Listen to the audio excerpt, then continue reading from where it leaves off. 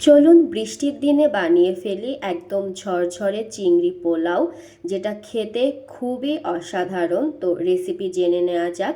প্রথমে কড়াইতে তেল দিয়ে এর মধ্যে গরম মশলা এবং পেঁয়াজ কুচি দিয়ে ভেজে নেব।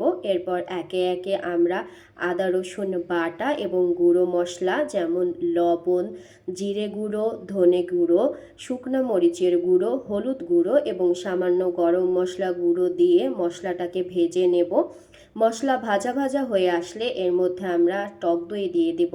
ইনস্ট্যান্ট টক দই মানে গুঁড়া দুধ আর লেবু মিক্সড করে দিয়ে দিলাম। মশলা কষানো হয়ে গেলে এর মধ্যে সামান্য পানি দিয়ে দিব যাতে পুড়ে না লাগে, এবং এর মধ্যে আমরা ধুয়ে রাখা চিংড়িগুলো দিয়ে দিলাম।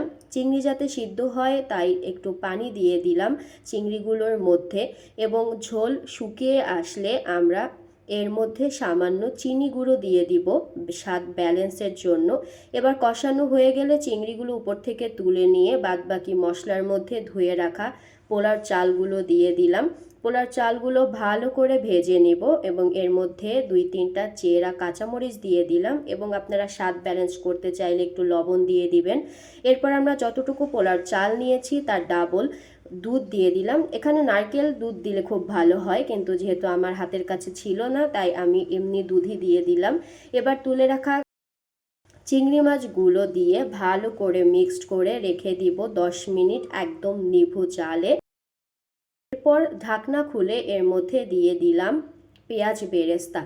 তাহলে তৈরি হয়ে গেল এই বৃষ্টির দিনে আমাদের গরম গরম চিংড়ি পোলাও, যেটা খেতে খুবই অসাধারণ হয়। আপনারা বাড়িতে বসেই হাতের কাছে যে সকল উপকরণ আছে সেগুলো দিয়ে বানিয়ে ফেলতে পারেন এরকম সহজ একটি চিংড়ি পোলাও।